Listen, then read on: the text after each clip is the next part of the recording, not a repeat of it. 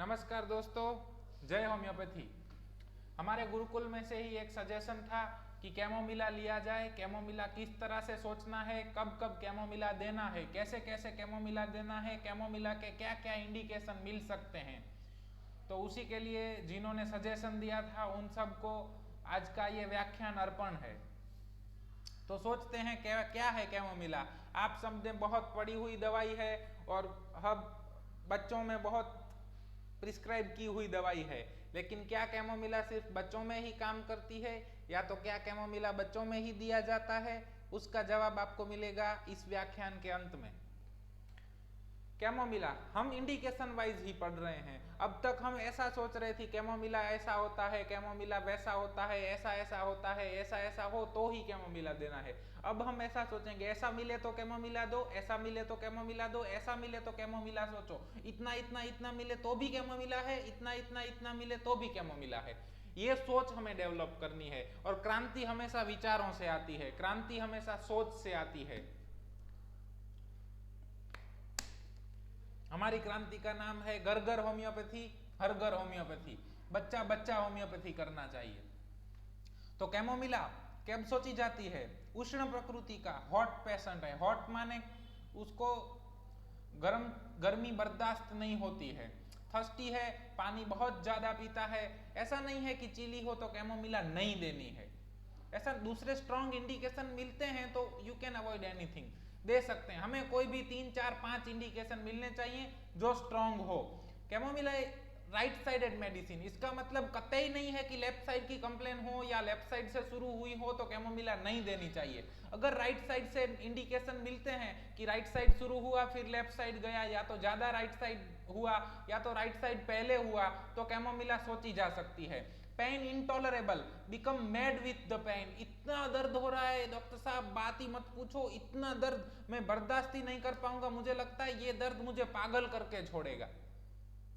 वो दर्द भी हो सकता है, वो एनाल फिशर का दर्द हो सकता है, वो टूथेक हो सकता है, वो एब्डोमिनल पेन हो सकता है, वो डिस्मेनोरिया का पेन हो सकता है, कुछ भी हो सकता है। अभी एक पेशेंट मेरे पास, डॉक्टर साहब इतना इचिंग होता है, ये इचिंग मेरे को पागल करके छोड़ेगा। तो इचिंग भी वन टाइप ऑफ, उसको ऐसे इंटरप्रिट किया जा सकता है कि उसकी जो सफरिंग है, intolerable to suffering, become mad with the suffering.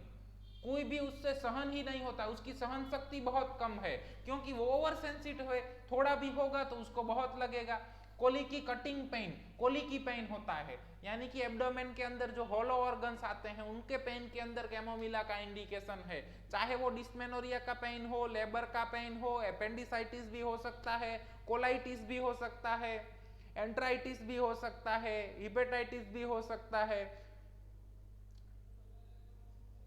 Convulsion after anger, even convulsion of children from nursing after fit of anger in the mother। Conversion के लिए बहुत अच्छा दवाई। अगर कन्वर्जन का पेशेंट मिलता है और उसकी मदर आपको स्पेसिफिक हिस्ट्री देती है आके कि डॉक्टर साहब पता नहीं कल से इसको कन्वर्जन आना शुरू हुआ, तो आप जब मदर का हिस्ट्री लेंगे कि आपके साथ बच्चा जब नर्सिंग में है, जब वो माँ का दूध पी रहा है, फीडिंग ले रहा है, उस टाइम की बात है, तो वो बोलेगी हाँ डॉक्टर साहब कल हमारा इसके पापा के साथ थोड़ा झगड़ा हो गया और हमें बहुत गुस्सा आया। अब माता को गुस्सा आया है और उसके गुस्से की जो भी एनर्जी है वो मिल्क थ्रू बेबी के अंदर ट्रांसफर होती है। ये होम्योपैथी का कॉन्सेप्ट है। Disease are dynamic in the nature. पता चल रहा है? हम मटीरिया पढ़ते जा रहे हैं, मटीरिया के बेस के ऊपर हमारा होम्योपैथी का फिलोसॉफी हमें पढ़ना है, जो अप्लाइड फिलोसॉफी है। ऐसा नहीं है कि सिर्फ दूध के द्वारा या तो फीडिंग के द्वारा या तो मिल्क के द्वारा ही एनर्जी ट्रांसफर होगा। इसीलिए जो 2 मायाजम हनीमैन ने दिए हैं, साइकोसिस और सिफिलिस, वो वेनरेबल हैं, ड्यूरिंग सेक्सुअल इंटरकोर्स भी ट्रांसफर होते हैं। पता चल रहा है? It is a transformation of energy. उसको मिल्क से कोई मतलब नहीं है। वो जो उसका एंगर का जो एनर्जी था, जो मायाजम था, वो मायाजम, मिल्क इज अ सिक्रीशन ना, वो मॉडिफाइड ग्लैंड्स हैं। Memory glands are modified sebaceous gland, so उन सिक्रीशन है। तो किसी भी सिक्रीशन में हमारा जो मायाजम है वो टॉक्सिन्स रिलीज करता है। वो टॉक्सिन्स बेबी को ट्रांसफर हुए और उसमें से बेबी को कन्वर्जन आ गए तो कैमोमिला इज इंडिकेटेड। पता चल रहा है? इसी तरह किसी भी डिस्चार्ज में हमारे मायाजम डिटॉक्सिफाई करता है। सो होम्योपैथी डिसीज को डायनेमिक लेवल से देखता है। ऐसा नहीं है कि इसके ईईजी में फलाने ढिकने चेंजेस आए हैं इसीलिए इसको कन्वर्जन आ रहे हैं। ईईजी में चेंजेस हो चाहे ना हो, मगर अगर हमें मिलता है कि माता को गुस्सा आने के बाद दूध पिलाया और बच्चे को कन्वर्जन आ गए तो कैमोमिला ही आएगी, और कैमोमिला उस कन्वर्जन के लिए 10 मिलीमम रहेगी। Specific medicine for that conversion. Pain in uterus when nursing the child. Sensitive, कितना सेंसिटिव, माता कितनी सेंसिटिव है कि डॉक्टर साहब बच्चा जब दूध पीता है ना तो पेट के अंदर दर्द होता है, इतना सेंसिटिव है वो। तो हर दर्द के लिए चाहे एक ही दवाई होगा, नहीं, इतना सेंसिटिव दर्द है तो उसके दवाई कैमोमिला होगा। अगर इससे कम दर्द है तो दूसरा दवाई आएगा, तीसरा दवाई आएगा, मैकफॉस है, बेलाडोना है, कोलोसिंथ है, ये सब कॉफिया क्रूडा है, ये सब दर्द का ही दवाई है। लेकिन हर दवाई का अपना इंडिकेशन होता है, और homeopathy is equal to indication. Homeopathy is equal to PQRS and PQRS is equal to God in the homeopathy. आपको कितनी माताएं मिलेंगी जो ऐसा कहेंगी कि दूध पिलाते वक्त हर टाइम पेट के अंदर दर्द रहता है? नहीं मिलेंगी ना। हाईली PQRS है, ये मिलता है तो कैमोमिला सोच सकते हैं। Children puts finger in the mouth. आपके पास कोई बच्चा आया है, उसको कंप्लेन चाहे कुछ भी हो, लेकिन आपने देखा कि बाहर वेटिंग एरिया के अंदर बैठा है और अपनी उंगलियां है ऐसे मुंह के अंदर डाल के बैठा है, या तो उंगलियां, या तो थंब सकिंग भी इसको ले सकते हैं हम, लेकिन फिंगर्स ज्यादा। अगर फिंगर्स है तो कैमोमिला है, दूसरा शायद वेरेट्रमाल्बम भी है। Discharge are hot, sour, shiny and greenish. हर तरह के डिस्चार्ज, चाहे मेंसिस हो तो कैसा होगा, हॉट, सॉर, साइनी और ग्रीनिश टाइप ऑफ। ल्यूकोरिया भी कैसा होगा, hot, sour, shiny, greenish. Stool कैसा होगा, hot, sour, shiny, greenish and offensive. Urine कैसा होगा, hot, sour, shiny, greenish and offensive. तो कोई भी डिस्चार्ज, अब आपके पास एक बच्चे को लाया गया, डॉक्टर साहब देखो ना पूरा दिन मुंह में हाथ डाल के बैठा रहता है, दांत आ रहे हैं इसके, और इसको डायरिया हो गया है। कैसा डायरिया है? डायरिया डॉक्टर साहब एकदम हॉट। इसको जब ले जाते हैं सफाई करने के लिए तो इसका स्टूल एकदम हॉट होता है और ग्रीनिश कलर का डायरिया है। क्यों कैमोमिला? हर टीथिंग चिल्ड्रन के अंदर कैमोमिला नहीं दिया जा सकता है, लेकिन अगर इस तरह के इंडिकेशन मिलते हैं तो कैमोमिला दिया जा सकता है। लेकिन हमारा भूल कहाँ होता है कि हम में से कुछ लोग ऐसे हैं जो कोई भी कंप्लेन मिली टीथिंग के अंदर तो कैमोमिला सोच लेते हैं। कुछ लोग ऐसे हैं जिनको रेयर दवाइयां ही प्रिस्क्रिप्शन करनी है, उनको कैमोमिला नहीं देना है। लेकिन हमें भगवान बुद्ध की तरह मध्यम मार्ग अपनाना है। जब इंडिकेशन मिले तब दवाई दो। कैमोमिला के कोई भी 3 इंडिकेशन मिले तो दवाई दे सकते हैं। One cheek hot, another hot and red, another is cold और पेल। चीक नहीं, कोई भी अंग, एक पैर हॉट और रेड और एक पैर कोल्ड और पेल मिलता है, एक हाथ मिल सकता है, एक चीक मिल सकता है, एक आंख मिल सकती है, एक कान मिल सकता है। एक पार्ट हॉट और रेड होगा और दूसरा कोल्ड और पेल होगा। जब आप बेड साइडेड प्रिस्क्रिप्शन करते हैं, विजिट में जाते हैं, एडमिशन होता है होम्योपैथी के अंदर, तो उस टाइप ऑब्जर्वेशनल सिम्टम बहुत काम आते हैं। एक बच्चा है कन्वर्जन के साथ आया है, आपने एडमिशन दिया है और आप देखते हैं कि वो अपनी उंगलियों को मुंह में डाल के बैठा है। उसका जब एग्जामिनेशन करते हैं तो आप देखते हैं कि बच्चे का राइट साइड हॉट है और लेफ्ट साइड कोल्ड है। Think of chamomilla in that type of case. इस तरह से अपनी सोच को डेवलप करना है। क्रांति का जन्म विचारों से ही होगा, सोच से ही होगा। आदमी मर सकता है, सोच नहीं मर सकती।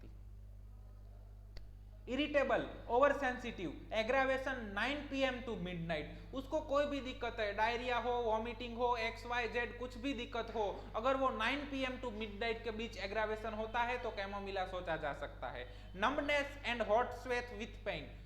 हॉट स्वेट विथ पेन दूसरा medicine opium.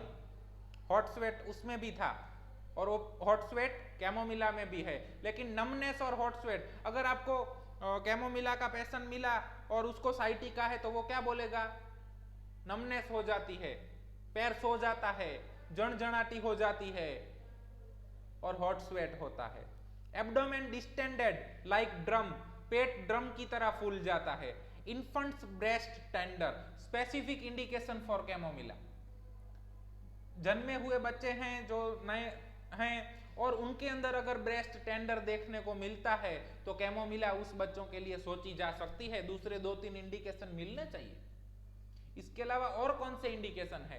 Pen amelioration when mind is engage. Doctor साहब दर्द तो होता ही है, साइटिका का दर्द है, पूरा दिन दर्द होता है, लेकिन काम करते रहते हैं ना तो दर्द पे दिमाग नहीं जाता है, ऐसा बोलेगा तो कैमोमिला सोची जा सकती है। इसी को बोलते हैं pain amelioration when mind is engaged. Patient आके आपको ऐसा नहीं बोलने वाला है, डॉक्टर साहब pain amelioration when mind is engaged, hot patient and irritable, please give me a chamomilla, ऐसा नहीं बोलेगा। वो तो आपको ऐसा बोलेगा, क्या बोलेगा? डॉक्टर साहब दर्द तो रहता ही है, 24 घंटे रहता है, लेकिन क्या होता है, कि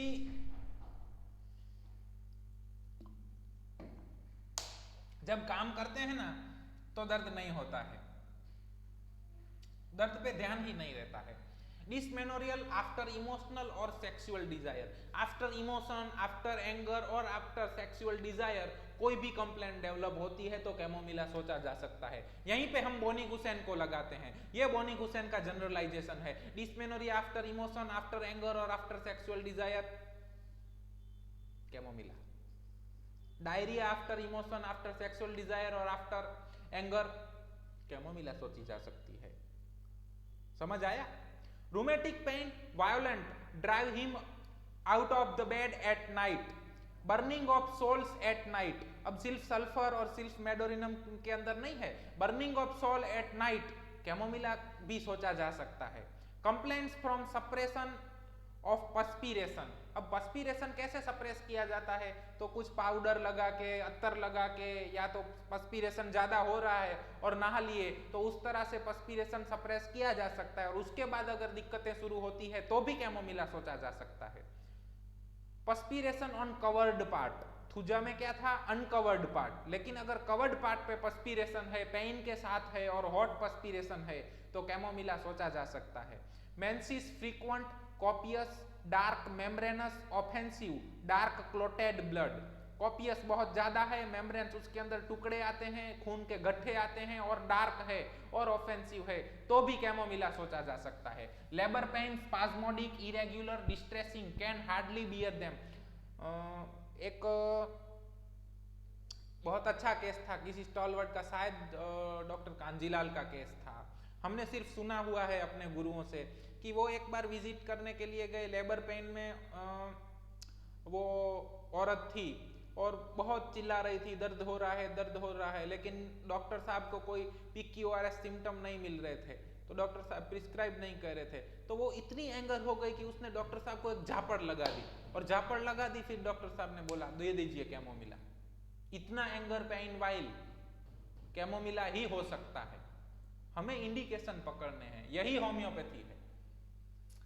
अनबियरेबल आफ्टर पेन्स, अगर आप इंस्टीट्यूशन प्रैक्टिस करते हैं, आपकी एंटीनेटल, प्रीनेटल, पोस्टनेटल के ऊपर प्रैक्टिस है और अनबियरेबल आफ्टर पेन्स है, पेशेंट को दर्द जा ही नहीं रहा है, डिलीवरी होने के बाद भी स्पाजम्स शुरू हैं, तब भी कैमोमिला सोची जा सकती है और वो बहुत अच्छे रिजल्ट देती है। रिजिडिटी ऑफ ओस ड्यूरिंग लेबर, लेबर प्रोग्रेस नहीं हो रहा है और पेशेंट से पेन बर्दाश्त नहीं हो रहा है, उस टाइम पे भी कैमोमिला सोचा जा सकता है। False labour pain, downward motion aggravation, amelioration after perspiration, इनमें से कोई भी 4, 5, 6, 7 सिम्टम मिले, इंडिकेशन मिले तो कैमोमिला सोचा जा सकता है। एलिमेंट फ्रॉम एंगर, गुस्सा होने के बाद कोई भी दिक्कत शुरू हुआ तो कैमोमिला सोची जा सकती है।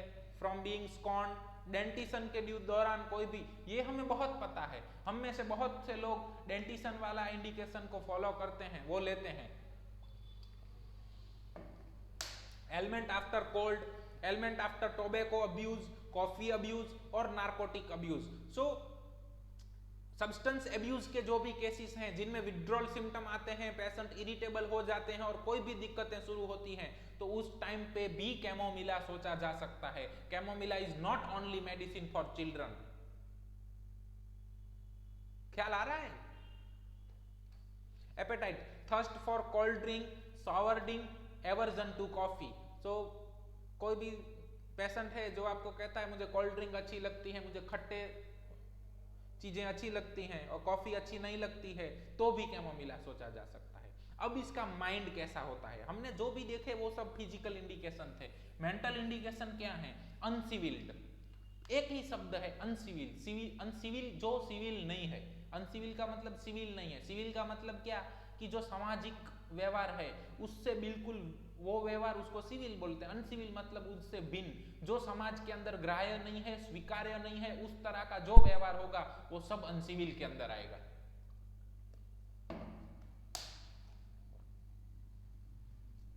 Rude, irritable, obstinate, crying children. Irritable, बात बात पे चिढ़ जाना, बात बात पे चिढ़ जाना। Aversion to being touch, look और स्पोकन टू। बोलाएंगे बच्चा कैसे हो, गोपाल कैसे हो, बेबी कैसे हो, तो भी रोने लगेगा, इरिटेट हो जाएगा, कुछ भी करेगा। कॉलसम, बात बात में झगड़ालू। जरूरी नहीं है कि वो चिल्ड्रन ही हो।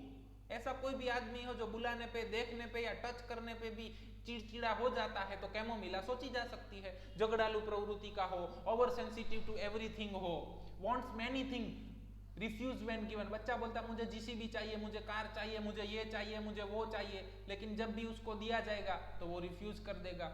wants to be carried, उसको अगर लेके घुमाओ तो अच्छा लगता है। Irritable in newborns during dentition, pregnancy, anger with the pain. Irritable, अगर वो नया बच्चा है और इरिटेबल है तो कैमोमिला सोची जा सकती है। डेंटिशन के दौरान भी इरिटेबल है तो भी कैमोमिला सोची जा सकती है। प्रेगनेंसी के दौरान इरिटेबल है तो भी कैमोमिला सोची जा सकती है। मेंसिस के दौरान इरिटेबिलिटी बढ़ जाती है तो भी कैमोमिला सोची जा सकती है। एंगर विथ पेन मिलता है तो भी कैमोमिला सोची जा सकती है। Pains are intolerable, exaggerated her pains, demand immediate relief pains और she would rather die. Doctor साहब कुछ भी करिए, ऐसा जादुई दवाई दो दर्द मिट जाए, या तो मुझे ऐसा कर दीजिए कि मैं मर जाऊं, इससे अच्छा। बर्दाश्त ही नहीं होता है। रेस्टलेस होता है और इम्पेशेंट होता है। चाहे पेशेंट आपके पास अस्थमा लेके आए, साइटिका लेके आए, सर्वाइकल स्पॉन्डिलाइसिस लेके आए, डेंटिशनल डायरिया लेके आए, कन्वल्जन लेके आए, एक्जिमा लेके आए, सोरियासिस लेके आए, पैथोलॉजी का नाम XYZ हो सकता है। चाहे मॉर्निंग सिकनेस लेके आए, इचिंग लेके आए, कुछ भी लेके आए, इसमें से कोई भी 3 इंडिकेशन मिलते हैं तो कैमोमिला सोचा जा सकता है। और बहुत सारे लोगों के पास से हमें कुछ सजेशंस मिले थे, थोड़े क्रिटिसाइज भी हुए हम, तो उसके लिए एक अच्छा सा वाक्य है। To the intelligent healer the name of the disease and pathology is not a guide to the treatment. हमने देखा है बहुत लोग बोलते हैं हमने इसका केस क्योर किया, उसका सोरियासिस क्योर हो गया, नेजल पॉलिप क्योर हो गया। जी नेजल पॉलिप और सोरियासिस क्योर नहीं होते हैं, क्योर पेशेंट होता है। हमें पैथोलॉजी या डिसीज से मतलब नहीं है। To the intelligent healer, healer शब्द दिया है, डॉक्टर भी नहीं दिया है, फिजिशियन भी नहीं दिया है, हीलर शब्द दिया है। To the intelligent healer, the name of the disease and pathology is not a guide to the treatment. कोई आता है डॉक्टर साहब सोरियासिस का ट्रीटमेंट होगा, डॉक्टर साहब एक्जिमा का ट्रीटमेंट होगा, PCOD का ट्रीटमेंट होगा, इसका ट्रीटमेंट होगा, वो हमारे लिए गाइड नहीं है। The character of the pain, discharge, the condition of the aggravation, amelioration and the peculiarity of the every case he looks to. जो इंटेलिजेंट हीलर है वो कहाँ देखता है? Character of pain, condition, discharge, aggravation, amelioration and peculiar symptom, चाहे mental हो, physical हो, general हो या पर्टिकुलर हो, उसके ऊपर देखता है। एपोरिज्म 213 का रेफरेंस भी दिया गया है। तो पैथोलॉजी का नाम कोई भी हो उससे हमें नहीं पता है। जो पैथोलॉजी पहले नहीं थी उनका ट्रीटमेंट भी होम्योपैथी के अंदर दिया गया है, जो अभी हैं उनका ट्रीटमेंट भी होम्योपैथी के अंदर है, और जो पैथोलॉजी भविष्य के अंदर खोजी जाएंगी, जो डिसीज भविष्य के अंदर आएंगे, उनका ट्रीटमेंट भी होम्योपैथी के अंदर हो सकता है। क्यों? क्योंकि होम्योपैथी किसी पैथोलॉजी या किसी डिसीज के ऊपर काम नहीं करता है। होम्योपैथी काम करता है PQRS के ऊपर। PQRS is the God for the homeopathy.